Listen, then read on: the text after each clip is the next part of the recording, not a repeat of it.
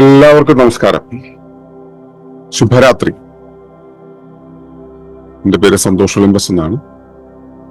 പുതിയ ഒരാളേ ഉള്ളൂ, ബാക്കി എല്ലാവരും സ്ഥിരം കാണുന്നവരാണ്, അല്ലെങ്കിൽ പരിചയമുള്ളവരാണ്. നമ്മുടെ ഇപ്പോഴത്തെ ഇന്നത്തെ വിഷയം, വളരാനോ വളർത്താനോ ശ്രമിച്ച് നിങ്ങൾ പരാജയപ്പെട്ടോ എന്നൊരു ചോദ്യത്തിലാണ് തുടങ്ങുന്നത്.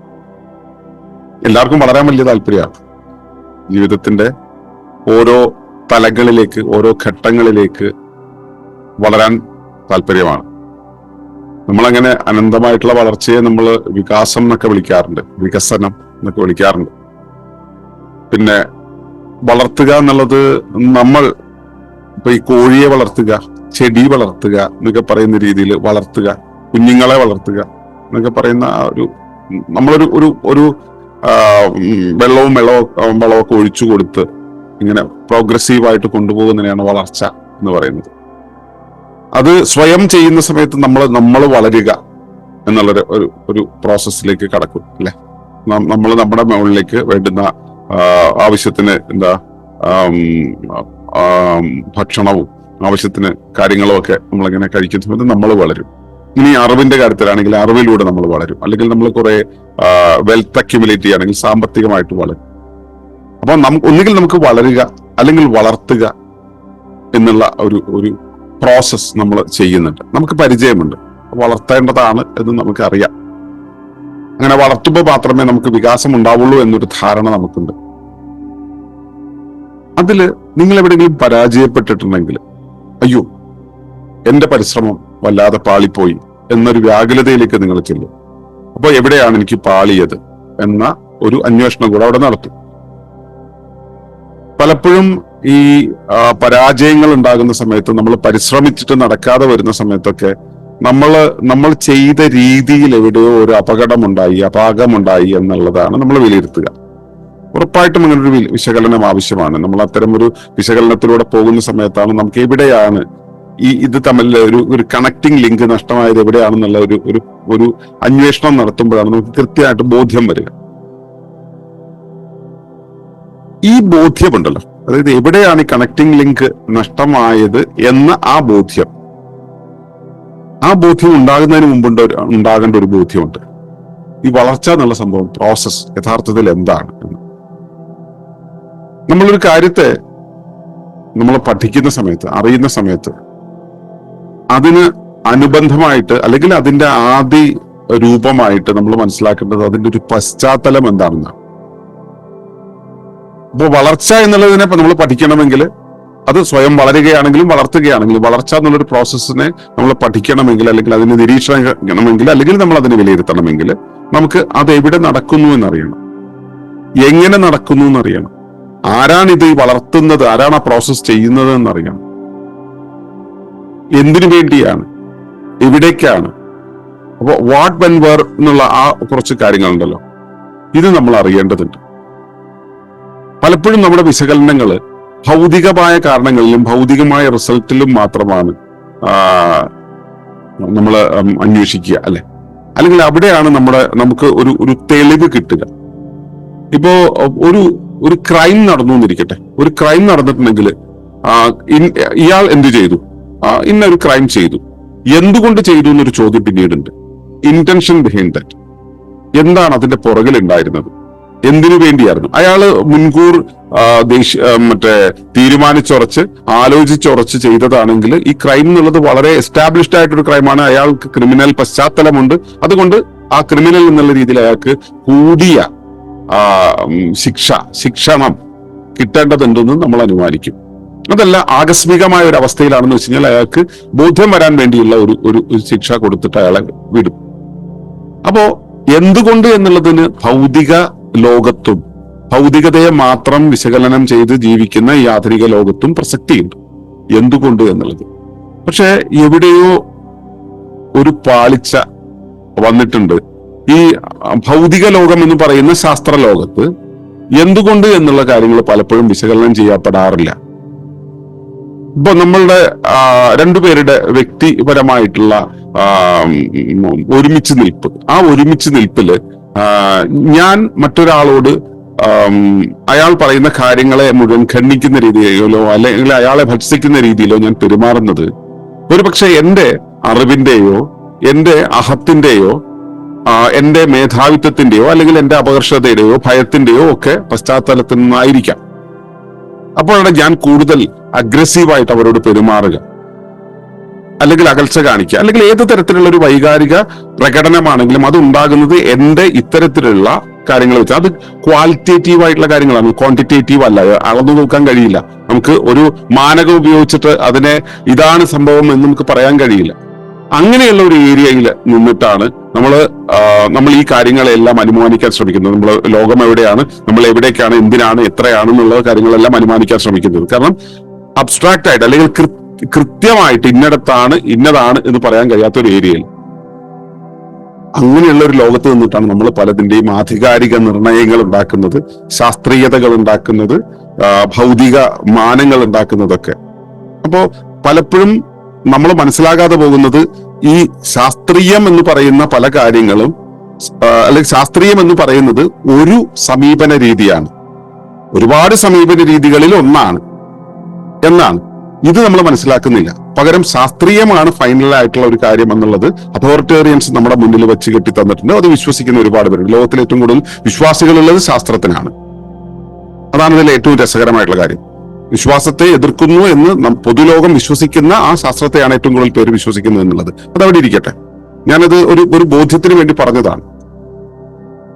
വളർച്ച എന്നുള്ളതാണല്ലോ നമ്മുടെ വിഷയം. വളർച്ച എന്നുള്ള കാര്യം, ഞാൻ സ്വയം വളരുന്നു, അല്ലെങ്കിൽ എന്റെ ലോകം വളരുന്നു, അല്ലെങ്കിൽ ഞാൻ ഒരു കുഞ്ഞിനെ വളർത്തുന്നു, അല്ലെങ്കിൽ ഞാൻ ഒരു ചെടി വളർത്തുന്നു എന്ന് പറയുന്നതിലെ വളർച്ച എന്നുള്ള കാര്യം എവിടെയാണ് സംഭവിക്കുന്നത്?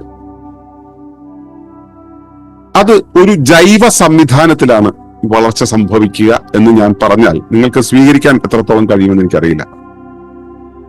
ഞാനൊരു സംഘടന ഉണ്ടാക്കുന്നു, ഒരു സംഘടന. ഈ സംഘടന ഉണ്ടായി കഴിയുമ്പോൾ സംഘടന ഒന്നോ രണ്ടോ പേര് കൊണ്ടുള്ള ഒരു സംഘടനയായി. പിന്നീട് ആ സംഘടന ഇങ്ങനെ വളർന്നു വളർന്നു വളർന്നു വരികയാണ്. അപ്പൊ ഈ സംഘടനയെ ജൈവം എന്ന് വിളിക്കാൻ കഴിയുമോ? ഇപ്പൊ ജീവനുള്ള മനുഷ്യന്മാർ കൂടി ചേർന്നിട്ടാണല്ലോ സംഘടന ഉണ്ടായിട്ടുള്ളത് നമുക്ക് വേണമെങ്കിൽ പറയാം. അപ്പോ ഈ സംഘടനയ്ക്ക് ജീവനുണ്ടോ? നമ്മളൊന്ന് പരിഗണിക്കേണ്ടുന്ന ഒരു ആവശ്യമാണ്, പരിഗണിക്കേണ്ടുന്ന ഒരു കാര്യമാണിത്. സംഘടനയ്ക്ക് ജീവനുണ്ടോ എന്നുള്ളത്. ഇപ്പോ ജീവനെ കുറിച്ച് പറയുമ്പോൾ, ജീവൻ എന്താണെന്ന് നമ്മൾ അന്വേഷിക്കുന്ന സമയത്ത് പലപ്പോഴും കിട്ടുന്ന ഒരു ഉത്തരം എന്ന് പറയുന്നത് ഈ ഹൈഡ്രജനും കാർബണും നൈട്രജനും ഒക്കെ കൂടെ ചേർന്നുണ്ടായ ഒരു പ്രത്യേക സവിശേഷ സംയുക്തമാണ് ജീവൻ. ഈ അമീബ പോലുള്ള ചില കാര്യങ്ങളിൽ തുടങ്ങുന്നതാണ്. അതിന്റെ വികസിത രൂപമാണ് ആന, തിമിംഗലം തുടങ്ങിയ കാര്യങ്ങൾ. ഇതിനാണ് ജീവനുള്ളത്.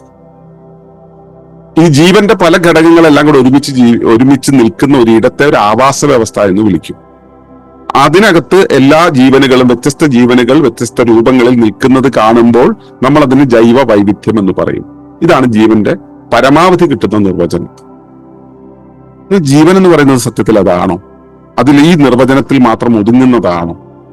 ജീവനുള്ളതാണ് വളരുക. വളർച്ച എന്നുള്ളത് ജീവനുമായി തട്ടിച്ചാണ് നോക്കേണ്ടത് എന്ന് ഞാൻ ആദ്യത്തെ ഒരു സ്റ്റേറ്റ്മെന്റ് പറഞ്ഞു. ആ സ്റ്റേറ്റ്മെന്റിനെ മനസ്സിലാകണമെങ്കിൽ ജീവൻ എന്നുള്ളത് എന്താണെന്ന് നമുക്ക് ബോധ്യപ്പെടേണ്ടതുണ്ട്. ജീവൻ എന്നുള്ളത് പ്രകൃതി തത്വശാസ്ത്രം അനുസരിച്ച്, ഒളിമ്പസ് അനുസരിച്ച് നമുക്ക് ഏതെങ്കിലും ഒന്നിനെ റെഫർ ചെയ്തിട്ട് അല്ലെങ്കിൽ വിത്ത് റെഫറൻസ് ടു ദാറ്റ് എന്നല്ലേ പറയാൻ കഴിയും. അതാണല്ലോ അതിന് കുറച്ചുകൂടെ ആധികാരികമാകുന്നത്, അല്ലെങ്കിൽ കുറച്ചുകൂടെ സത്യമാകുന്നത്. എനിക്ക് ബോധ്യമായത് പ്രകൃതി തത്വശാസ്ത്രമാണ്. അത് വെച്ചുകൊണ്ട് പറയുമ്പോൾ ജീവൻ എന്നുള്ളത് ഒരു വ്യവസ്ഥയുടെ സ്വയം നിർദ്ധാരണ സംവിധാനമാണ്, അല്ലെങ്കിൽ സ്വയം സംഘാടക സംവിധാനമാണ്. ഒരു വ്യവസ്ഥയെ സ്വയം സംഘടിപ്പിക്കുന്ന സംവിധാനത്തെയാണ് ജീവൻ എന്ന് പറയുക. ഒരു വ്യവസ്ഥയുടെ സ്വയം സംഘടിക്കാനുള്ള അതിന്റെ സംവിധാനത്തെയാണ് ജീവൻ എന്ന് പറയുക. അങ്ങനെ നോക്കുമ്പോൾ സ്വയം പ്രവർത്തിച്ചു വരുന്ന സൗരയൂഥം, സ്വയം പ്രവർത്തിക്കുന്ന ഒരു ആറ്റം, അല്ലെങ്കിൽ ആറ്റത്തിന്റെ ന്യൂക്ലിയസ് എന്ന് പറയുന്നത്, സ്വയം പ്രവർത്തിക്കുന്ന ഈ പ്രപഞ്ചം എന്ന് പറയുന്നത് ജീവനുള്ളതല്ലേ? അതിലെ ഏറ്റവും ഭംഗിയായിട്ട് നമുക്ക് മനസ്സിലാക്കാൻ പറ്റുന്ന ഒരു ഇടമാണ് ഭൂമി എന്ന് പറയുന്നത്. ഭൂമിക്ക് ജീവനുണ്ടെന്ന് 71 അല്ലെങ്കിൽ 70കളില് ഗയ്യ ഹൈപ്പോത്തസിസ് എന്നുള്ള രീതിയിൽ ആശയം മുൻപോട്ട് വെച്ചപ്പോൾ ശാസ്ത്രലോകം അതിനെ ഭയങ്കരമായിട്ട് എതിർത്തു. പക്ഷെ പല പരീക്ഷണങ്ങളും നിരീക്ഷണങ്ങളും ഗവേഷണങ്ങളും ഒക്കെ നടന്നപ്പോൾ പിന്നെ ഗയ്യ ഹൈപ്പോത്തസിസ് മാറിയിട്ട് ഹയ്യ തിയറിയായി. കാരണം ഭൂമി എന്നുള്ളത് ഒരു സെൽഫ് റെഗുലേറ്റിംഗ് സിസ്റ്റം ആണെന്ന് മനസ്സിലായി. സിസ്റ്റം എന്ന് പറയുമ്പോൾ അത് ഒരു ഡെഡ് എലമെന്റ് ആണ്. സെൽഫ് ഓർഗനൈസിങ് സിസ്റ്റം എന്ന് പറയുന്നത്. ജീവി എന്ന് പറയുന്നത് എന്നെ പോലെ കണ്ണെഴുതി പൊട്ടുതട്ട് നിൽക്കുന്ന ഒരാളാണ്. ഇതാണ് മനുഷ്യന്റെ ഭാഷ്യം. അത് എന്നെ പോലെ ചിന്തിക്കുന്ന, എന്നെക്കാളും അല്പം കൂടുതൽ, എന്നെക്കാളും അല്പം കുറവായി നിൽക്കുന്ന ഒരു അവസ്ഥയായിട്ടാണ് നമ്മൾ ജീവനുള്ള വസ്തുവിനെ മനസ്സിലാക്കുക, ജീവനെ മനസ്സിലാക്കുക. അപ്പൊ ഇവിടെ നമുക്കൊരു ചെറിയ പ്രശ്നമുണ്ട്. അതായത് എനിക്ക് സമാനമായിട്ടുള്ള അല്ലെങ്കിൽ സമമിതമായിട്ടുള്ള, എന്നെ പോലെ അളവുകളുള്ള, എന്നെ പോലെ എനിക്ക് സമമായിട്ടുള്ള എന്നുള്ളൊരു ലോകത്തില്ല കേട്ടോ. ലോകത്ത് സമത്വം എന്നുള്ളൊരു അവസ്ഥയേ ഇല്ല. ഏത് തരത്തിൽ നോക്കിയാലും സമം എന്നുള്ളൊരു അവസ്ഥ ഉണ്ടാവില്ല. അത് ഒരു സങ്കല്പമാണ്. സമത്വം എന്ന് പറയുന്നത് ഒരു സങ്കല്പമാണ്. സമമിതി എന്നൊരു സങ്കല്പമുണ്ട്. സമതുലിതാവസ്ഥ എന്നുള്ളൊരു സങ്കല്പമല്ല, സമതുലിതാവസ്ഥയുണ്ട്, സമമിതിയുണ്ട്. ഇപ്പൊ എന്റെ 5 വിരലുകൾ പറയുന്നത് ഒരുപോലെ ഗണിക്കപ്പെടേണ്ടവയാണ്, എന്നാൽ ഒരു വലിപ്പമല്ല. ഇതാണ് സമമിതി, സിമെട്രി എന്ന് പറയുന്ന ഒരു അവസ്ഥ. അതുപോലെ തന്നെ സമന്വയം എന്നുള്ളൊരവസ്ഥയുണ്ട്. അതുപോലെ തന്നെ സമതുലിതാവസ്ഥ, സന്തുലിതാവസ്ഥ എന്നൊക്കെ പറയുന്ന ഒരവസ്ഥകളുണ്ട്. ഇത് ബാലൻസ് ആണ്. നമ്മളിന്ന് രാവിലെ പ്രഭാത സത്സംഗത്തിൽ പങ്കെടുത്തവർക്കറിയാം, രാവിലെ നമ്മൾ ഇതിനെക്കുറിച്ച് സംസാരിച്ചിരുന്നു. സമത്വവും സമതുലിതാവസ്ഥയും തമ്മിലുള്ള വ്യത്യാസം. അപ്പോ ഈ സമം എന്ന് പറയുന്ന ഒരു അവസ്ഥ ഇല്ലാത്തപ്പോ നമ്മൾ ഇതിനെയെല്ലാം എനിക്ക് സമമായിട്ടുള്ള മറ്റു മനുഷ്യന്മാര്, പിന്നെ ഞങ്ങളെ പോലെയുള്ള മറ്റ് ജീവികള്, പിന്നെ ജീവികളെ പോലെയുള്ള മറ്റ് ജൈവ സ്പീഷീസുകൾ അല്ലെങ്കിൽ ജീവിവർഗങ്ങൾ, ഇങ്ങനെ നമ്മൾ സമത്തിൽ ഇങ്ങനെ കണ്ടു പോയിട്ട് നമ്മൾ ഒരു ഹൊറിസോണ്ടൽ പ്ലെയിനിലാണ് ഞാൻ എന്നുള്ള ഏകകത്തെ തട്ടിച്ചു നോക്കാനുള്ള ഒരു എന്താ പറയാ താരതമ്യ പഠനം നടത്തുന്നത്, താരതമ്യ നിരീക്ഷണം നടത്തുന്നത്. ഞാനെന്ന് പറയുന്ന ഒരു ജീവി ഉണ്ടാകുന്നത് ഭൂമി എന്നൊരു സംവിധാനത്തിന്റെ അകത്തായിരിക്കുമ്പോൾ, ഭൂമി എന്ന മഹാഗർഭപാത്രത്തിന്റെ അകത്തായിരിക്കുമ്പോൾ, ഭൂമി എന്നത് സൗരയൂഥം എന്ന് പറയുന്ന ഒരു വലിയ ഗർഭപാത്രത്തിന്റെ അകത്തായിരിക്കുമ്പോൾ, എന്റെ അവയവങ്ങൾ എന്ന് പറയുന്നത് ഞാൻ എന്ന വലിയൊരു കൂടിന്റെ അകത്തായിരിക്കുമ്പോൾ, ആ അവയവങ്ങളിലെ കലകൾ എന്ന് പറയുന്നത് എന്റെ അവയവങ്ങൾക്കകത്തുള്ള ഒരു ഇടത്തായിരിക്കുമ്പോൾ, അവയവം എന്ന കൂടിനകത്തായിരിക്കുമ്പോൾ, ഈ കൂടുകൾക്കകത്ത് പ്രപഞ്ചം എന്ന കൂടിനകത്ത്, മറ്റേ അല്ലെങ്കിൽ ഗാലക്സി എന്ന കൂടിനകത്ത്, അതിൽ ഒരു ഗാലക്സി, മിൽക്കി വേ എന്ന ഗാലക്സിക്കകത്ത്, സൗരയൂഥം എന്നുള്ള ഗാലക്സിക്കകത്ത്, അല്ലെങ്കിൽ ആ ഒരു നക്ഷത്ര സമൂഹത്തിനകത്ത്, പിന്നെ ഭൂമി എന്ന ഗ്രഹത്തിനകത്ത്, ജീവരാശി എന്ന ആ ജൈവ സംവിധാനത്തിന്റെ അകത്ത്, മനുഷ്യരാശി എന്ന ആ ഒരു ഏകകത്തിനകത്ത്, മനുഷ്യൻ എന്ന ഞാൻ അതിനകത്ത്, അവയവങ്ങൾക്കകത്ത്, ഇങ്ങനെ നെസ്റ്റഡ് ഹൈറാർക്കിയിൽ ഇങ്ങനെ പോയിക്കൊണ്ടിരിക്കുന്ന ഒരു സംവിധാനമാണ് ജീവൻ എന്ന് പറയുന്നത്. ഇവയുടെ ക്രമീകരണം ഇത്തരത്തിലാണ്. നമ്മൾ ഇതിനെ തട്ടിച്ചു നോക്കാൻ ഒരു താരതമ്യം നടത്തുന്നത് എനിക്ക് സമാനമായി നിൽക്കുന്ന തിരശ്ചീന പശ്ചാത്തലത്തിലുള്ള മറ്റ് ഘടകങ്ങളുമായിട്ടാണ്.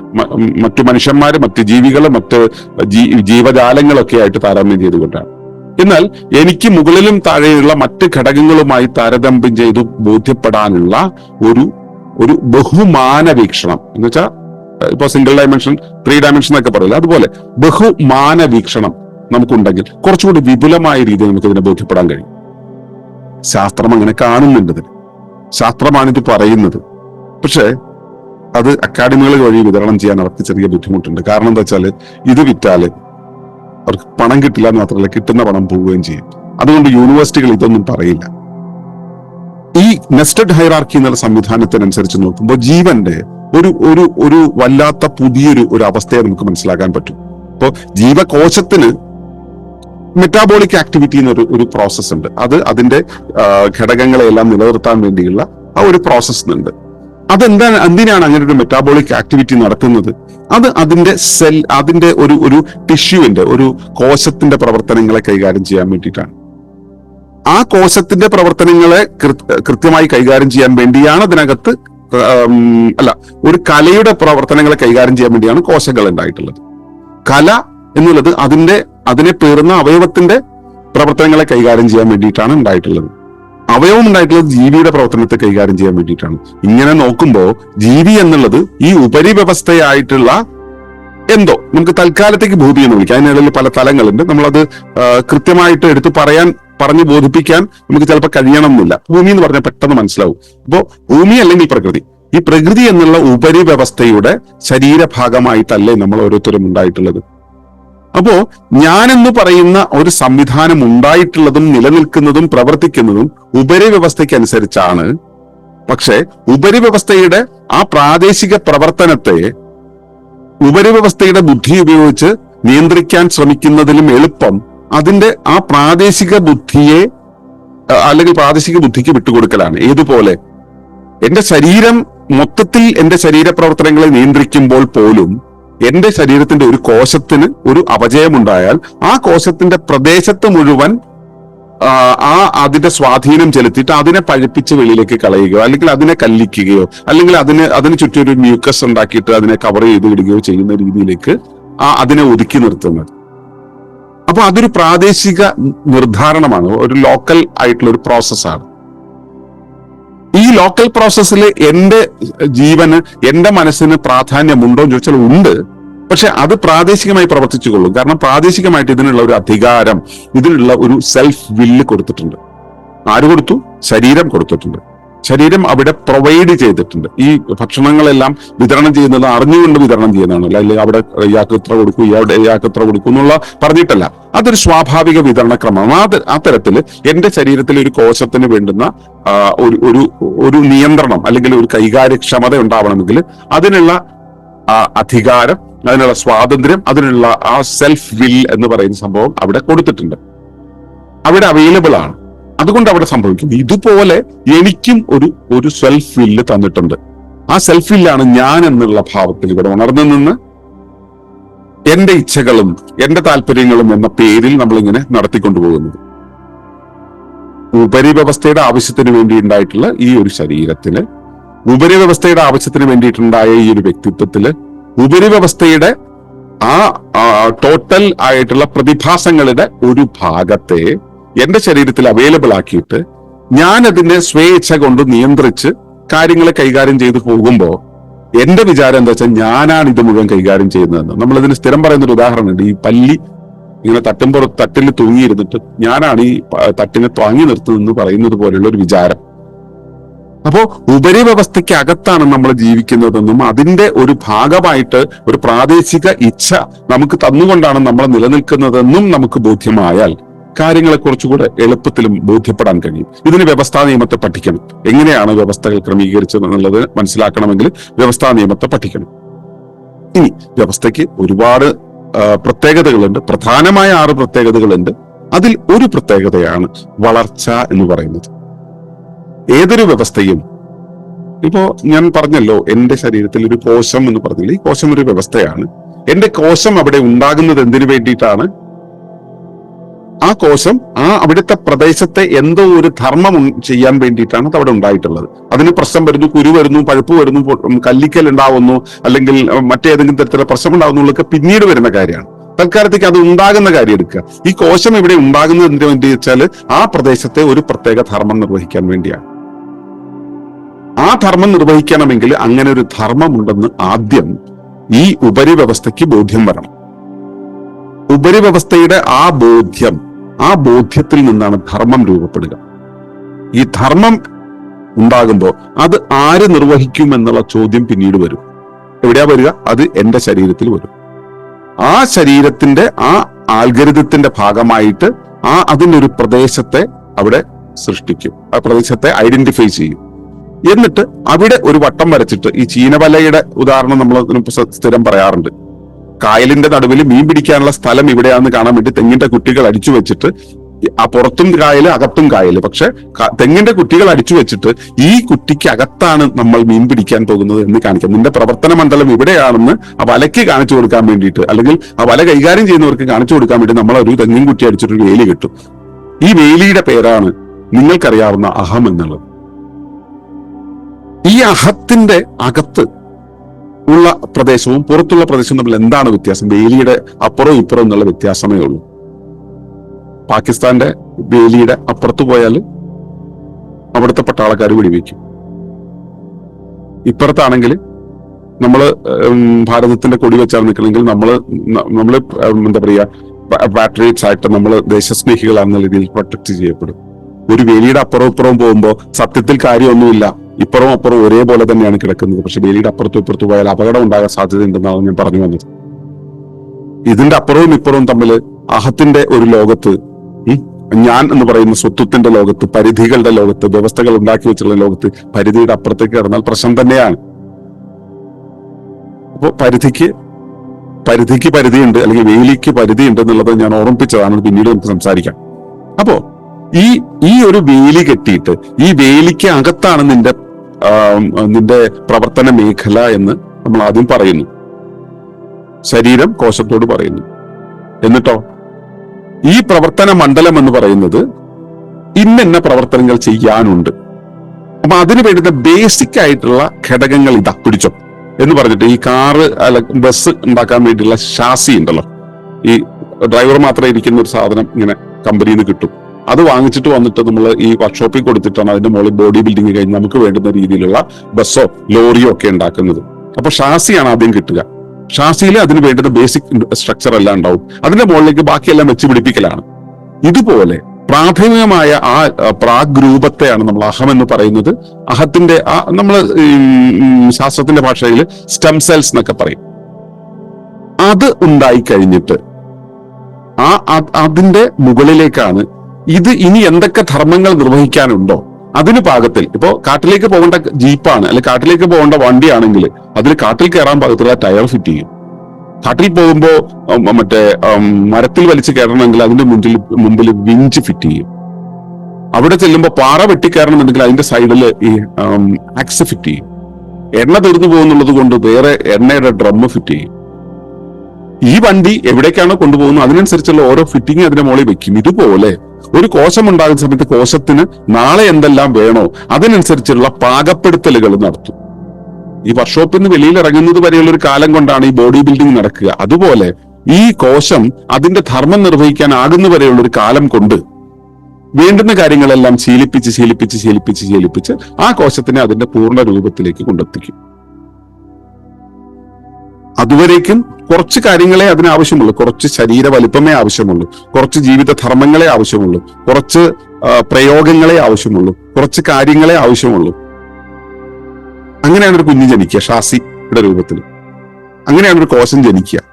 പക്ഷെ അതിന്റെ ജീവിതകാലം കൊണ്ട് പതുക്കെ അത് വെച്ചടി ഓരോ കാര്യങ്ങളെ ശീലിച്ച് ഓരോന്ന് പരിശീലിച്ച് അതിനനുസരിച്ചുള്ള ശരീര വലിപ്പം നേടി, അതിനനുസരിച്ചുള്ള പ്രായോഗിക വലിപ്പം നേടി, ബൗദ്ധിക വലിപ്പം നേടി, മാനസിക വലിപ്പം നേടി, അറിവിന്റെ വലിപ്പം നേടി, അനുരൂപന വലിപ്പം നേടി, അതിങ്ങനെ പതുക്കെ എക്സ്പാൻഡ് ചെയ്തുകൊണ്ടിരിക്കും.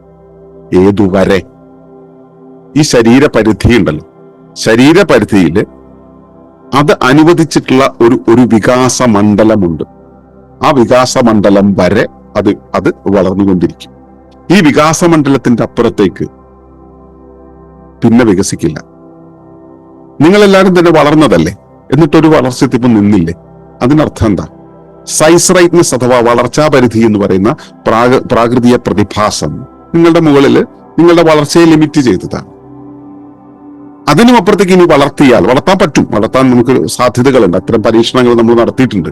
നമ്മളത് ഞാനല്ല, ശാസ്ത്രലോകം നടത്തിയിട്ടുണ്ട്. വളർന്നുകൊണ്ടിരിക്കുന്ന മെറ്റാബോളിക് പ്രോസസ് നടന്നുകൊണ്ടിരിക്കുന്ന ഒരു കോശത്തിൽ നിന്നും ഇൻഫിനിറ്റ് ആയിട്ട് അതിൽ ഉണ്ടായി വരുന്ന വേസ്റ്റുകളെ മാറ്റുകയും അതിന്റെ ആ വേസ്റ്റ് അവിടെ ഉണ്ടാകുന്നു എന്ന തിരിച്ചറിവിനനുസരിച്ച് ഇൻപുട്ടിൽ ലിമിറ്റ് ചെയ്യുന്ന ഫീഡ്ബാക്ക് ലൂപ്പ് എന്നൊരു സംവിധാനമുണ്ട്. ഈ ഫീഡ്ബാക്ക് ലൂപ്പിനെ ആ ഫീഡ്ബാക്കിനെ സെൻസ് ചെയ്യാനുള്ള ആ അറിവിനെ കട്ട് ചെയ്യുകയും ചെയ്തു കഴിഞ്ഞിട്ടുണ്ടെങ്കിൽ അനന്തമായിട്ട് ഒരു കോഴിയുടെ സെല്ല് വളർന്ന മറ്റേ കഥകളുണ്ട്. കഥ എന്ന് വെച്ചാൽ പരീക്ഷണം നടന്നു എന്നാണ് പുസ്തകങ്ങളിൽ വായിച്ചിട്ടുള്ളത്, ഞാൻ പോയി കണ്ടിട്ടില്ല. കാണാത്ത കാര്യങ്ങളെ നമ്മൾ പുസ്തകങ്ങളിൽ വായിച്ചിട്ട് ശരിയാണെന്ന് വിശ്വസിക്കലാണല്ലോ ശാസ്ത്രം. നമ്മുടെ ശാസ്ത്രം കേട്ടോ, പൊതുജനത്തിന്റെ ശാസ്ത്രം. ശാസ്ത്രകാരന്മാരുടെ ശാസ്ത്രം അങ്ങനെയല്ല. ശാസ്ത്രകാരന്മാർ അവർ പരീക്ഷിച്ചിട്ട് മനസ്സിലാക്കുന്നു, എന്നിട്ട് അതിനെക്കുറിച്ച് അവർക്ക് മനസ്സിലായത് പുസ്തകത്തിൽ എഴുതി വെക്കുന്നു. പുസ്തകത്തിൽ എഴുതി വെച്ചത് വായിച്ചിട്ട് അത് ആധികാരികമാണെന്ന് നമ്മൾ വിചാരിക്കുന്നു. വേറെ ആരെങ്കിലും പുസ്തകങ്ങൾ പഴയ കാലത്ത് എഴുതി വെച്ച പുസ്തകം കാണുകയാണെങ്കിൽ നമുക്കത് ആധികാരികമാണെന്ന് സമ്മതിക്കാൻ നമുക്ക് കഴിയുകയുമില്ല. കാരണം നമുക്ക് ഇവരെയാണ് വിശ്വാസം, അവരെ വിശ്വാസമില്ല. അതവിടെ ഇരിക്കട്ടെ. അപ്പോ അനന്തമായിട്ട് ശരീരത്തിന് വളരാൻ പറ്റുക എന്നുള്ളൊരു പരീക്ഷണമൊക്കെ നടത്തിയിട്ടുണ്ട്. പക്ഷെ നിരന്തരമായിട്ട് കുറച്ച് ഇന്റലിജൻസ് അതിന്റെ പുറകെ നടത്തിക്കൊണ്ട് ഈ സാധനങ്ങളെ വേസ്റ്റ് മാറ്റലും ആ ഒരു എക്സ്റ്റേണൽ ഇൻപുട്ട് വേണ്ടി വരും. എക്സ്റ്റേണൽ ഇൻപുട്ട് ഇല്ല, ഇന്റേണലി ആണ് കൺട്രോൾ ചെയ്യപ്പെടുന്നതെങ്കിൽ ഏത് ജീവവ്യവസ്ഥയും അതിന്റെ ധർമ്മങ്ങൾ നിർവഹിക്കാൻ പാകത്തിലാകും വരെ വളരുകയും ആ വളർച്ചയുടെ അറ്റം എത്തിക്കഴിഞ്ഞാൽ അവിടെ നിൽക്കുകയും ചെയ്യും. അതിനപ്പുറത്തേക്ക് വളരില്ല. അതിനുമപ്പുറത്തേക്ക് വളരുക എന്നുള്ള പ്രോസസ് പിന്നെ ഉണ്ടാവുന്നത് വിഘടിക്കുമ്പോഴാണ്. ഒരു പടക്കം പൊട്ടുമ്പോൾ പടക്കത്തിന്റെ മുകളിൽ കെട്ടിയിരിക്കുന്ന കയറും ഇതെല്ലാം കൂടെ പൊട്ടിത്തെറിച്ച് ഇല്ലാതാകുന്നത് പോലെ വിഘടിക്കുന്ന സമയത്താണ് പിന്നെ ആ വളർച്ചാ പരിധിയെ ലംഘിക്കുക. അതുവരെ ആ വളർച്ചാ പരിധി വരെ വളരും, വളർച്ചാ പരിധിയിൽ നിൽക്കും, പിന്നെ വളരില്ല. ഇനി നമ്മുടെ ചോദ്യത്തിലേക്ക് പോവാം. വളരാനോ വളർത്താനോ ശ്രമിച്ച് നിങ്ങൾ പരാജയപ്പെട്ടോ? നിങ്ങളൊരു കാര്യത്തെ വളർത്താൻ നിങ്ങൾ ഒരുപാട് ശ്രമിക്കുന്നു. പ്രകൃതിയാണ് അതിന്റെ വളർച്ച എന്താകണം എന്ന് നിശ്ചയിച്ചിട്ടുള്ളത്. നിങ്ങളുടെ കുഞ്ഞായിക്കോട്ടെ, നിങ്ങളുടെ കയ്യിലുള്ള ഒരു ചെടി ആയിക്കോട്ടെ, നിങ്ങൾ വളർത്തുന്ന ഒരു കോഴി ആയിക്കോട്ടെ, ഇതിനെ നിങ്ങളുടെ മുന്നിൽ കൊണ്ട് എത്തിക്കുന്നത് ഉപരിവ്യവസ്ഥയാണ്. അവിടെ ആ പൊസിഷൻ ചെയ്യുന്നത് ഉപരിവ്യവസ്ഥയാണ്. നിങ്ങൾക്ക് വിശ്വസിക്കാം, നിങ്ങളാണ് ആ പട്ടിയെ അവിടുന്ന് കൊണ്ടുവന്നത്, ഈ കുട്ടിയെ ഇവിടെ എത്തിച്ചത്, അല്ലെങ്കിൽ ഈ കുഞ്ഞിനെ പ്രസവിക്കാനായിട്ട് ഇണ ചേർന്നത് ഞാനാണെന്നൊക്കെ നിങ്ങൾക്ക് വിശ്വസിക്കാം. നിങ്ങൾ എന്ത് ചെയ്തിട്ടെന്താ കാര്യം? അത് കിട്ടേണ്ട സമയത്ത് കിട്ടും എന്നുള്ളതല്ലേ നമുക്ക് മനസ്സിലായിട്ടുള്ളത്. നമ്മളിപ്പോ ഒരു കാര്യത്തെ ഇവിടേക്ക് എന്റെ ധിഷണ കൊണ്ട്, എന്റെ ഫ്രീ വില്ല് കൊണ്ട് ഞാൻ അതിനെ കൊണ്ടുവരുന്നു എന്ന് വിചാരിച്ചാലും നടക്കണം നിർബന്ധമൊന്നുമില്ലല്ലോ. നടക്കേണ്ട സമയത്ത് നിൽക്കും. നമ്മൾ അതിനൊരു വഴിയാകാൻ സാധ്യതയുണ്ടെന്നുള്ള സത്യമാണ്. പക്ഷെ നമ്മൾ അതിനെ ഇങ്ങനെ കൊണ്ടുവരുന്നു, അതിനെ രൂപീകരിക്കുന്നു. അതിനെ രൂപീകരിച്ച് കഴിയുമ്പോൾ അത് ഏതു വഴിക്ക് പോകണം, എത്രത്തോളം വളരണം എന്ന കാര്യം ആരാണ് തീരുമാനിക്കുക? നമുക്ക് വെള്ളമൊഴിക്കാം, വളമൊഴിക്കാം, ജീവിയാണെങ്കിൽ ഭക്ഷണം കൊടുക്കാം, നമ്മുടെ കുഞ്ഞാണെങ്കിൽ സ്നേഹം കൊടുക്കാം, അറിവ് കൊടുക്കാം, ഇതെല്ലാം കൊടുക്കാം. എത്ര അറിവ് കൊടുത്താലും എത്ര ഭക്ഷണം കൊടുത്താലും ആ കുഞ്ഞിന്റെ വളർച്ച എന്നുള്ളത് നമ്മുടെ കയ്യിലാണോ നിൽക്കുന്നത്? നമ്മൾ വിചാരിക്കുന്ന പോലെയാണ് ഈ സംഭവം പോവുക? കൃത്യമായിട്ട് ഉപരിവ്യവസ്ഥയ്ക്ക് ഇതിനകത്ത് റോളുണ്ട്. ഉപരിവ്യവസ്ഥ നിർണ്ണയിക്കുന്നതിനനുസരിച്ചാണ് ഇത് സംഭവിക്കുക. എന്നിട്ട് നിങ്ങൾ ഇത്രയേറെ കഷ്ടപ്പെട്ടിട്ടും വളർന്നില്ലല്ലോ, വളർത്താൻ ശ്രമിച്ചിട്ട് പരാജയപ്പെട്ടില്ലേ, നിങ്ങൾ പരിശ്രമിച്ചിട്ടും പരാജയപ്പെട്ടില്ലേ എന്ന് നിങ്ങൾ ചിന്തിക്കുകയാണെങ്കിൽ മനസ്സിലാക്കുക, അത് നിങ്ങളുടെ പരിശ്രമത്തിന്റെ കുറ്റമല്ല. വളർച്ച എന്നുള്ളത്, പ്രകൃതിയിലെ വളർച്ച എന്നുള്ളത്, ജീവന്റെ വളർച്ച എന്നുള്ളത് ഈ വിധത്തിലാണ് എന്നതിനെ കുറിച്ച് നിങ്ങളുടെ അറിവില്ലായ്മ കൊണ്ടാണ് ഈ പരാതി നിങ്ങൾക്ക് ഉണ്ടായത്. പരാജയപ്പെട്ടു എന്നുള്ള പരാതി ഉണ്ടായത് നമ്മുടെ അനുമാനത്തിലെ പ്രശ്നമാണിത്, നമ്മുടെ നിരീക്ഷണത്തിലെ പ്രശ്നമാണിത്. ഇനി നമ്മൾ ഇന്നത്തെ വിഷയത്തെ ഞാൻ അഡ്രസ് ചെയ്ത് കഴിഞ്ഞു എന്നാണ് എന്റെ വിശ്വാസം. പക്ഷെ സുസ്ഥിര ജീവന സമൂഹത്തെ നിർമ്മിക്കുന്ന ഒരു സമാജം എന്നുള്ള രൂപത്തിൽ നമ്മൾ കുറച്ചുകൂടെ വിപുലപ്പെട്ടൊന്ന് ഒന്ന് ചിന്തിച്ചു നോക്കുക. അനന്ത വളർച്ചയുടെ ഒരു ലോകത്തെക്കുറിച്ചാണ് നമ്മളിപ്പോൾ ചിന്തിച്ചുകൊണ്ടിരിക്കുന്നത്. അനന്ത വളർച്ച എന്ന് പറയുന്നത് ഇങ്ങനെ വളർന്നുകൊണ്ടേയിരിക്കുമെന്നാണ്, വികസനം എന്നും സംഭവിക്കണമെന്നാണ് ശാസ്ത്ര അധികാരികൾ പറഞ്ഞുകൊണ്ടിരിക്കുന്നത്, ലോക നിയന്ത്രകർ പറഞ്ഞുകൊണ്ടിരിക്കുന്നത്. അനന്തമായി വികസിക്കണം എന്ന ചിന്ത. അനന്തമായിട്ട് വികസിക്കില്ല എന്നത് പ്രകൃതിയുടെ നിയമം. പ്രകൃതിയുടെ നിയമത്തിനും അപ്പുറത്ത് പ്രപഞ്ചത്തിന്റെ വെളിയിൽ നിന്നും വരുന്ന ഒരു നിയമം നൂലേക്കെട്ടി ഇറക്കിയിട്ട് ഇവിടെ നടപ്പിലാക്കാൻ പറ്റും എന്നാണ് നമ്മുടെ ധാരണ. നമ്മുടെ ശാസ്ത്രവിശ്വാസം നമ്മളെ പഠിപ്പിച്ചിട്ടുള്ളത് അതാണ്. അനന്തമായിട്ട് വളരാൻ കഴിയില്ല. എല്ലാത്തിനും ഒരു വഹനക്ഷമതയുണ്ട്. പ്രത്യേകിച്ചും ഭൂമിക്ക് ഒരു ജൈവ സംവിധാനത്തിന്റെ ഒരു വഹനക്ഷമതയുണ്ട്. വഹനക്ഷമത എന്ന് വെച്ചാൽ ക്യാരിയിങ് കപ്പാസിറ്റി. അത് നിർണയിച്ചിട്ടുള്ള ഭൗമ പരിധികളുണ്ട്. ഏത് ശരീരത്തിനും ഏത് ജൈവ സംവിധാനത്തിനുമുള്ള പരിധികളുണ്ട്. അതിന് ഈ പൊതുലോകം അംഗീകരിച്ചിട്ടുള്ള പ്ലാനറ്ററി ബൗണ്ടറീസ് എന്ന് പറയുന്ന കുറച്ച് കാര്യങ്ങളുണ്ട്. ഈ പ്ലാനറ്ററി ബൗണ്ടറീസിന്റെ പരിധികൾ പലതും ലംഘിച്ച് കഴിഞ്ഞതാണ്. ഇതിനെക്കുറിച്ച് വർഗീസ് ചേട്ടന് വളരെ ഡീറ്റെയിൽഡ് ആയിട്ടുള്ള ലേഖനങ്ങളൊക്കെ നമ്മുടെ സൈറ്റിൽ എഴുതിയിട്ടുണ്ട്. അദ്ദേഹം എപ്പോഴും അതിനെക്കുറിച്ച് സംസാരിച്ചുകൊണ്ടിരിക്കുകയാണ്. ഈ പ്ലാനറ്ററി ബൗണ്ടറീസ് പലതും അതിലംഘിക്കപ്പെട്ട് കഴിഞ്ഞു. ഇവിടെയാണ് നമ്മൾ അനന്തമായിട്ട് വീണ്ടും വളർത്തണം എന്ന് പറഞ്ഞുകൊണ്ടിരിക്കുന്നത്. വളർച്ച അനന്തമായിട്ടുണ്ടാകുന്നതാണെന്ന് പറഞ്ഞുകൊണ്ടിരിക്കുന്നത്. അത് സാധ്യമാണ്. ഇപ്പോ സസ്റ്റൈനബിൾ ഡെവലപ്മെന്റ് ഗോൾസ് എന്ന് പറയുന്ന ഒരു സംവിധാനം ഉപയോഗിച്ചുകൊണ്ട്, ഒരു സ്കെയിൽ ഉപയോഗിച്ചുകൊണ്ട് നമ്മുടെ വളർച്ച തെറ്റിപ്പോയി, അതുകൊണ്ട് നിങ്ങളെല്ലാം വളർച്ചയ്ക്ക് ആഘാതമുണ്ടാക്കുന്നു, നിങ്ങൾ ഉപയോഗിക്കുന്ന പ്ലാസ്റ്റിക്, നിങ്ങൾ ഉപയോഗിക്കുന്ന കൺസ്യൂമറിസ്റ്റിക് ഉൽപ്പന്നങ്ങളും, നിങ്ങൾ ഉപയോഗിക്കുന്ന അല്ലെങ്കിൽ നിങ്ങൾ ഉൽപ്പാദിപ്പിക്കുന്ന പുകയും മറ്റു കാര്യങ്ങളും കൊണ്ടാണ് ഇവിടെ പ്രശ്നങ്ങൾ മുഴുവൻ ഉണ്ടാകുന്നത്. അതുകൊണ്ട് നിങ്ങൾ വർഷാവർഷം വർഷാവർഷം അല്ല, മാസാമാസം നിങ്ങൾ ഉണ്ടാക്കുന്ന പ്ലാസ്റ്റിക് ഞങ്ങളുടെ കൊടുത്തുവിടുന്ന ആളുകളുടെ കയ്യിൽ, ഞങ്ങൾ വിടുന്ന ആളുകളുടെ കയ്യിൽ കൊടുത്തുവിടുകയും അവർക്ക് നികുതി കൊടുക്കുകയും ചെയ്തുകൊണ്ട് കാർബൺ ടാക്സ് കൊടുത്തു തുടങ്ങുന്നു എന്നാണ് ഇപ്പൊ അവർ നമ്മളെ ഹരിതസേനകൾ വഴി പഠിപ്പിച്ചുകൊണ്ടിരിക്കുന്നത്. എന്നിട്ടും നമ്മൾ ഇത് കൊടുക്കുമ്പോഴും നമ്മൾ വളർച്ചയുടെ ചിന്തയിൽ നിന്നും മാറിയിട്ടില്ല. അനന്തമായി വളർച്ച ഉണ്ടാവുകയാണെന്നാണ് വിചാരിക്കുന്നത്. ശരീരത്തിൽ വളർച്ചയുണ്ടാവും, ചിന്തയിൽ വളർച്ചയുണ്ടാവും, സംസ്കാരത്തിൽ വളർച്ചയുണ്ടാവും, അറിവിൽ വളർച്ചയുണ്ടാവും. പക്ഷെ ഏതുവരെ? അതിന്റെ പരിധി എന്താണ്? നമുക്ക് ഭൗമമായിട്ടുള്ള വളർച്ചയുടെ കാര്യമാണ് ഈ മറ്റേ പ്ലാനറ്ററി ബൗണ്ടറീസ് എന്നുള്ളത് കൊണ്ട് നമുക്ക് ലിമിറ്റ് ചെയ്യാൻ പറ്റുന്നത്. അതിനെ നമ്മൾ തിരിച്ചറിയുകയാണെങ്കിൽ ഈ വഹനക്ഷമതയുടെ അപ്പുറത്തേക്ക് പോകാതിരിക്കാനായിട്ട് നമുക്ക് ചില റെസ്ട്രിക്ഷൻസ് വെക്കാം. സസ്റ്റൈനബിൾ ഡെവലപ്മെന്റ് ഗോൾസ് എന്ന് പറയുന്ന രീതിയിലുള്ള ചില കാര്യങ്ങൾ ഉപയോഗിച്ചുകൊണ്ട് നമുക്ക് അങ്ങനെ ചില റെസ്ട്രിക്ഷൻസ് വെക്കാം. അതിനും ഇപ്പുറത്തേക്ക് ഇത് എവിടേക്കാണ് കൊണ്ടുപോകുന്നത്? സാംസ്കാരികമായിട്ട് നമ്മുടെ ഒരു വല്ലാത്ത വളർച്ചയുണ്ടല്ലോ.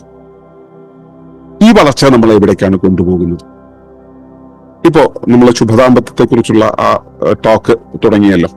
ശുഭദാമ്പത്യത്തില് ആ ദമ്പതികൾക്കിടയിലുള്ള ആ ഒരു പാരസ്പര്യം എന്നുള്ളൊരവസ്ഥയെ അതിലംഘിക്കുന്നത് ആരാണ്? ദമ്പതികളാണോ? ദമ്പതികളെ ഒരു പുതിയ വ്യവസ്ഥയ്ക്ക് അടുത്തുകൊണ്ട് വെച്ചിട്ട് നിങ്ങൾ ഈ വ്യവസ്ഥയിലാണ് ജീവിക്കുന്നതെന്ന് പഠിപ്പിച്ചിട്ട് ഇവർ തമ്മിലുള്ള പാരസ്പര്യത്തെ നഷ്ടപ്പെടുത്തി ഇവരെ രണ്ടുപേരെയും രണ്ടു വഴിക്കാക്കിയിട്ട് അവർക്ക് ചില ഫിനാൻഷ്യൽ ഗോളുകൾ കൊടുത്തുകൊണ്ട് ആ ഫിനാൻഷ്യൽ ഗോളുകൾ സെറ്റ് ചെയ്യാൻ വേണ്ടി മാത്രം അവരെ ഒരുമിച്ചായിരിക്കുകയും ബാക്കി മുഴുവൻ അവരെ സെപ്പറേറ്റ് ചെയ്യുകയും ചെയ്യുന്ന ഒരു സാമൂഹ്യ വ്യവസ്ഥയിലല്ലേ നമ്മൾ പോകുന്നത്. അവിടെ ഈ ഫിനാൻഷ്യൽ ഗോളുകളും ഇവരുടെ ഫിനാൻഷ്യൽ ഗോളുകളെ കുറിച്ചുള്ള സാംസ്കാരിക ദർശനങ്ങളും വികസിക്കുകയല്ലേ ചെയ്യുന്നത്. ഇതുപോലെ നമ്മുടെ ട്രെൻഡുകൾ, ഫാഷനുകൾ, കൺസ്യൂമറിസത്തിന്റെ കാഴ്ചപ്പാടുകൾ നമ്മളെ വികസിപ്പിച്ചുകൊണ്ടേയിരിക്കുകയല്ലേ. എവിടേക്കാണ് ഈ വികാസം നമ്മളെ കൊണ്ടുപോകുന്നത്? നമ്മുടെ ഭൗതികമായ ആ സ്ട്രക്ചർ ഉണ്ടല്ലോ. ഇപ്പൊ ഒരു വികാസം സംഭവിക്കണമെങ്കിൽ വികസിക്കണം എന്നുള്ള ഒരു ആന്റിസിപ്പേഷൻ നമ്മുടെ ഉള്ളിൽ നിന്ന് ഉണ്ടാവണം, അല്ലെ? ഒരു പ്രത്യാശ നമുക്ക് ഉണ്ടാവണം, പ്രതീക്ഷ ഉണ്ടാവണം, അതിനുവേണ്ടിയുള്ള ഉൾപ്രേരണ ഉണ്ടാകണം, അതിനുവേണ്ടിയുള്ള ആക്കം ഉണ്ടാവണം. ഈ ആക്കം ഉള്ളിൽ നിന്നും വരുന്നതിനെയാണ് നമ്മൾ വഴിതിരിച്ചിട്ട് വേറെ എങ്ങോട്ടൊക്കെയോ പോകണം എന്നുള്ളത്. നമുക്ക് ആക്കമുള്ളപ്പോ ഊഞ്ഞാലിൽ ആടിപ്പോകുന്ന സമയത്ത് ഊഞ്ഞാലിന്റെ ഒരു പ്രത്യേക പരിധി കഴിയുമ്പോൾ ആ ഗ്രാവിറ്റേഷൻ ഫോഴ്സിനനുസരിച്ചുള്ള ആ ഒഴുക്കിൽ നമ്മൾ ആ ഒരു പ്രത്യേക പരിധി കഴിയുമ്പോൾ ആ പെൻഡുലത്തിന്റെ ആ ഒഴുക്ക് അവിടെ നിൽക്കും. തിരിച്ച് നമ്മൾ വരിക എന്നുള്ള അവസ്ഥയിലേക്ക് പോകും. പക്ഷെ അവിടെ എത്തുമ്പോഴല്ല ഞാൻ ഇനിയും പോകേണ്ടതാണെന്നുള്ളൊരു അവസ്ഥയിലുള്ള പ്രേരണ നമ്മൾ നൽകിയാലോ, ഒരു റോക്കറ്റ് പ്രൊപ്പൽഷൻ നമുക്ക് അതിന്റെ അടിയിലേക്ക് സെറ്റ് ചെയ്യാൻ പറ്റിയാൽ എങ്ങനെയായിരിക്കും ഉണ്ടാവുക? പിന്നെയും നമ്മൾ മുകളിലോട്ട് പോകും. അപ്പോ ആക്കത്തെ നിരന്തരം കൂട്ടാനുള്ള പ്രവണതകൾ നമ്മുടെ മനസ്സിന് നൽകിക്കൊണ്ടേയിരിക്കുകയാണ് കൺസ്യൂമറിസത്തിന്റെ ലോകം. അതിന് ചില പ്രത്യേക അജണ്ടകളുണ്ട്. ഈ ലോകത്തെ ചില സംവിധാനങ്ങളിലേക്ക് എത്തിക്കാൻ വേണ്ടിയുള്ള അജണ്ടകളുണ്ട്. അതുവഴിയാണ് വിദ്യാഭ്യാസ സമ്പ്രദായം വഴി, ഭക്ഷണ സമ്പ്രദായം വഴി, കാർഷിക സംവിധാനം വഴി, ഭരണ സംവിധാനം വഴി നമ്മുടെ ഉള്ളിൽ ഈ പ്രേരണകൾ ചെലുത്തിക്കൊണ്ടേയിരിക്കുന്നത്. അവിടെ നമ്മൾ വളരാനല്ല, വളർത്താനല്ല നമ്മൾ ശ്രമിക്കുന്നത്. നമ്മളതൊന്നും ചെയ്യേണ്ട കാര്യമില്ല. ഇതെല്ലാം സ്വാഭാവികമായി സംഭവിച്ചു കൊണ്ടിരിക്കുന്നുണ്ട്. ഏതുവരെ വളരണം അവിടെ വെച്ച് നിൽക്കുന്നുമുണ്ട്, അതിനുമപ്പുറത്തേക്ക് പോവുകയില്ല. പക്ഷേ ഈ പ്രപഞ്ചം അനസ്യൂതം വികസിച്ചു കൊണ്ടിരിക്കുന്നു എന്നുള്ള ചില തത്വങ്ങൾ നമ്മളെ പറഞ്ഞുകൊണ്ട് നമ്മുടെ ഉള്ളിലെ എന്താ പറയാ വളർച്ചാ പരിധിയെ അതിലംഘിക്കാനുള്ള പ്രേരണകൾ നമ്മുടെ ഉള്ളിൽ തന്നുകൊണ്ടേയിരിക്കുകയാണ്. മാനസികമായിട്ടുള്ള പ്രേരണയാണ് തരാൻ കഴിയുക. ശാരീരികമായിട്ട് ആ പരിധി കഴിയുമ്പോൾ അത് ഇല്ലാണ്ടാവും. നമുക്ക് വളരാൻ പറ്റാണ്ടാവും, നമ്മൾ അവിടെ ഇല്ലാണ്ടാവും. അപ്പോ ഇത് ചില പ്രേരണകളുടെ ഭാവമായിട്ട് സംഭവിക്കുന്നതാണ്. അപ്പോ വളർച്ച എന്ന് പറയുന്നത് കൃത്യമായിട്ട് പ്രകൃതിയുടെ ആ ചാക്രികതയുടെ ഭാഗമായി സംഭവിക്കുന്ന ഗ്രാഫിലെ ഒരു പ്രത്യേക ഘട്ടമാണ്. ഒരു ടയറില് കറങ്ങിക്കൊണ്ടിരിക്കുന്ന ഒരു ടയറിന്റെ മുകളിൽ ഒരു മാർക്ക് ഇട്ടാൽ ആ ടയർ റോഡുമായിട്ട് പലതവണ സ്പർശിച്ച് പിന്നെ മുകളിലേക്ക് പൊങ്ങി ഇങ്ങനെ പോയിക്കൊണ്ടിരിക്കും. ഇതൊരു ചലനത്തിന്റെ ഒരു ഒഴുക്കാണ്. ഈ കയറുന്ന ഒരു ഭാഗം മാത്രം കണ്ടുകൊണ്ട് നമ്മൾ ഇത് അനന്തമായി അനസ്യൂതം വികസിച്ചു കൊണ്ടിരിക്കുന്നതാണെന്ന് നമ്മൾ ധരിച്ചാൽ പ്രകൃതിയുടെ നിയമങ്ങൾ നമ്മൾ മനസ്സിലാക്കുന്നില്ല എന്നർത്ഥം. അപ്പോൾ വളർച്ചയ്ക്ക് കൃത്യമായ പ്രകൃതി നിയമങ്ങളുണ്ട്. അത് വ്യവസ്ഥാ നിയമത്തെക്കുറിച്ച് പഠിക്കുമ്പോൾ നമുക്ക് വ്യക്തമായിട്ട് മനസ്സിലാവും. വളർച്ചയ്ക്ക് കൃത്യമായ പ്രകൃതി നിയമങ്ങളുണ്ട്, അതിന് പരിധികളുണ്ട്, അതിന് ഉദ്ദേശ്യങ്ങളുണ്ട്, പർപ്പസ് ഉണ്ട്, അതിന് ധർമ്മങ്ങളുണ്ട്. അതിന്റെ വഴിമാറ്റി ചെയ്താൽ അത് നമുക്ക് ബാധ്യതയായിട്ട് വരും. അതിനാൽ ഈ ധർമ്മത്തെ കർമ്മമാക്കി മാറ്റുന്ന പ്രോസസ്സാണ് മനസ്സെന്ന് പറയുന്നത്. മനസ്സ് ചെയ്യുന്നതിൽ പാളിച്ച വന്നു കഴിഞ്ഞാൽ ആ കർമ്മബാധ്യത എന്നുള്ള സംഭവം വരും. ഇത്തരം കാര്യങ്ങളെയാണ് ഇക്കോ സ്പിരിച്വാലിറ്റി കൈകാര്യം ചെയ്യുന്നത് കേട്ടോ. ഇക്കോ സ്പിരിച്വാലിറ്റി കൈകാര്യം ചെയ്യുന്നത് നമ്മൾ അതേസമയം ഡീപ് ഇക്കോളജിയിൽ നിന്ന് നോക്കുന്ന സമയത്ത് നമ്മൾ ഒരു സ്പിരിച്വൽ ആസ്പെക്റ്റിൽ ഇതിനെ കാണാൻ നമുക്ക് കാണുന്നില്ല, കണ്ടു തുടങ്ങുന്നില്ല എന്ന് മാത്രമേ ഉള്ളൂ. DP കോളേജും ഇക്കോ സ്പിരിച്വാലിറ്റി തമ്മിലുള്ള ബാരിയർ വളരെ ചെറുതാണ്. അപ്പൊ നമ്മൾ ഈ ഒരു രീതിയിൽ നമ്മൾ നിരീക്ഷിച്ചാൽ നമുക്ക് മനസ്സിലാവും, നമ്മൾ എന്തിനെ വളർത്താൻ നോക്കിയാലും വളരാൻ നോക്കിയാലും അതിനൊരു പരിധിയുണ്ട്. ഈ പരിധിക്കും അപ്പുറത്തേക്ക് വളർത്താൻ നോക്കിയാൽ നമുക്ക് കഴിയില്ല. അത് കഴിയാതെ പോകുന്നത് നമ്മുടെ പരിശ്രമത്തിന്റെ പാളിച്ചയല്ല, അങ്ങനെ വേണമെന്ന് ചിന്തിക്കുന്ന നമ്മുടെ മനസ്സിന്റെ പാളിച്ചയാണ്, അറിവിന്റെ പാളിച്ചയാണ്.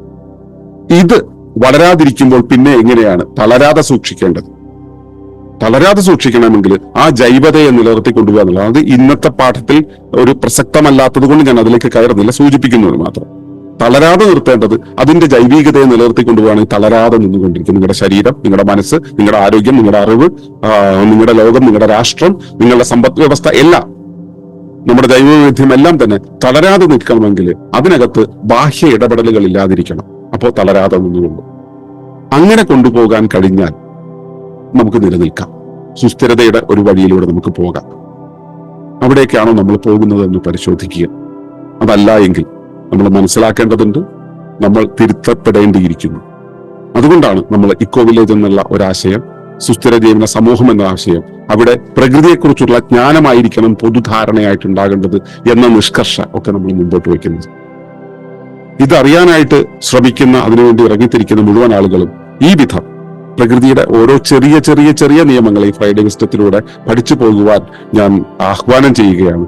ഇതിന്റെ എല്ലാത്തിന്റെയും അവസാനം നിങ്ങൾക്ക് ഇവയെല്ലാം കൂട്ടി കണക്ട് ചെയ്യാൻ നിങ്ങൾക്ക് കഴിയും.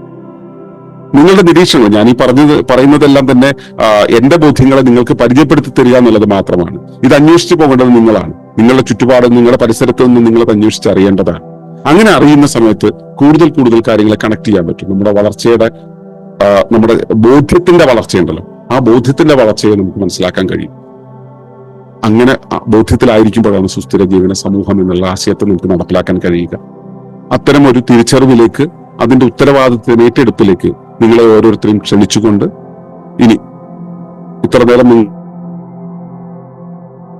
നിങ്ങൾക്ക് മറുപടി പറയാനും ഒക്കെ ആയിട്ട് ഓപ്പൺ സെഷനിലേക്ക് നമ്മൾ തിരികെയാണ്. അതുവരെ നമസ്കാരം.